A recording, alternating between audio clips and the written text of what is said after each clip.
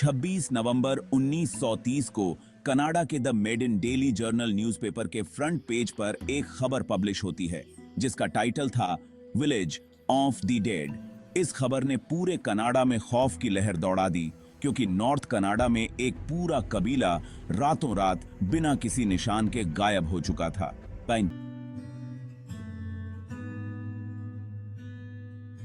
नाजरीन, north Canada के दूर दराज इलाके में मौजूद यह है एंजीकोनी लेक, जिसके किनारे पर एक छोटी सी बस्ती में एस्किमो नामी ट्राइब रहता था। इसमें करीब 100 से 150 लोग रहते थे जो इस लेक से मछलियां पकड़कर अपना गुजारा करते थे। यह नॉर्थ कनाडा का वह इलाका है जहां हजारों नहीं बल्कि लाखों स्क्वायर किलोमीटर के एरिया में सिर्फ चंद हजार लोग ही बसते हैं और इसकी वजह यहां का सख्त तरीन मौसम है। एंजीकोनी लेक में मछलियों के अलावा आसपास के एरिया में दूसरे जानवरों का शिकार भी होता है और इसके लिए कई शिकारी यहां आते रहते हैं।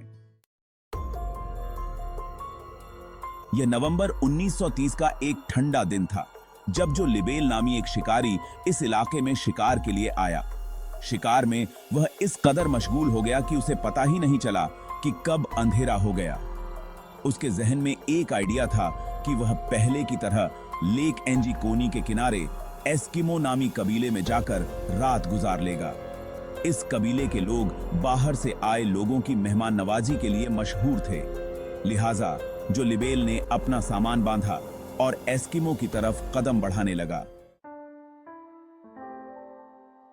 यह एक चांदनी रात थी, लेकिन दूर दूर तक बिल्कुल खामोशी थी।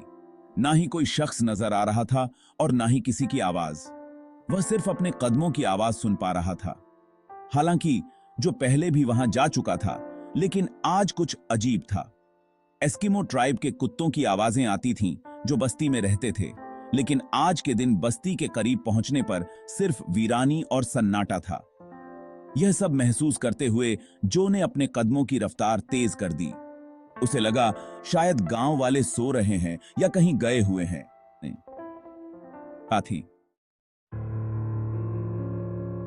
अब दूर से ही वह बस्ती के खेमे भी देख पा रहा था जिनमें से धुआं उठता दिखाई दे रहा था, लेकिन करीब पहुंचने पर भी उसे किसी की आवाज सुनाई नहीं दी। आखिरकार जब जो लिबेल बस्ती में दाखिल हुआ तो वह यह देखकर हैरत में पड़ गया कि वहां ना कोई इंसान था और ना ही कोई जानवर। लेकिन सबसे हैरान करने वाली बात यह थी कि कुछ खेमों से धुआं उठ रहा था, मानो वहां कोई मौजूद हो। वह एक खेमे में गया, लेकिन वहां भी कोई नहीं था। यह हाल सारे खेमों का था। शायद जो यह सब देखकर वहां से चला जाता, लेकिन एक बात ने उसे और भी परेशान कर दिया। कुछ खेमों में खाना पकाने वाले बर्तन चूल्हे पर रखे थे, लेकिन खाना जल चुका था। इसका मतलब यह था कि किसी ने खाना तो बनाया था, लेकिन खा नहीं सका।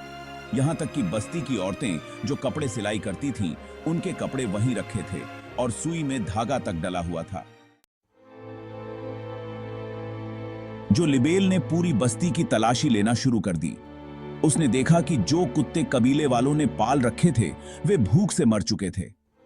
उनके गले में रस्सी बंधी हुई थी और सामने खाना रखा था, लेकिन उन्हें खिलाने वाला कोई इंसान वहां मौजूद नहीं था। एक जगह पर उसने एक ताजा खुदी हुई कब्र देखी जिससे पता चलता था कि उसे हाल ही में खोदा गया था। यह सब देखकर जो लिबेल की परेशानी और खौफ और बढ़ गया। जो लिबेल यह सब देखकर ज्यादा देर वहां नहीं रुक सका और जल्दी से करीबी टेलीग्राफ ऑफिस पहुंच गया।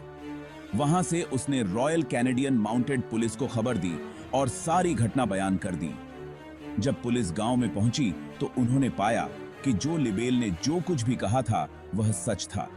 पुलिस को शक हुआ कि शायद किसी ने बस्ती पर हमला किया और लोगों को मार दिया, लेकिन अगर ऐसा होता तो वहां खून के निशान या किसी संघर्ष के सबूत मिलते। पुलिस ने फौरन गांव वालों को ढूंढने के लिए एक सर्च ऑपरेशन शुरू कर दिया। इस सर्च ऑपरेशन में एक अजीब चीज सामने आई जो शायद जो ने भी नोटिस नहीं की थी। पूरी बस्ती बर्फ से ढकी थी, लेकिन बर्फ पर किसी के भी पैरों के निशान नहीं थे। वहां सिर्फ एक ही शख्स के निशान थे और वह थे जो लिबेल के, यानी अगर बस्ती में जो के अलावा कोई नहीं आया और कोई नहीं गया तो फिर लोग गए कहां।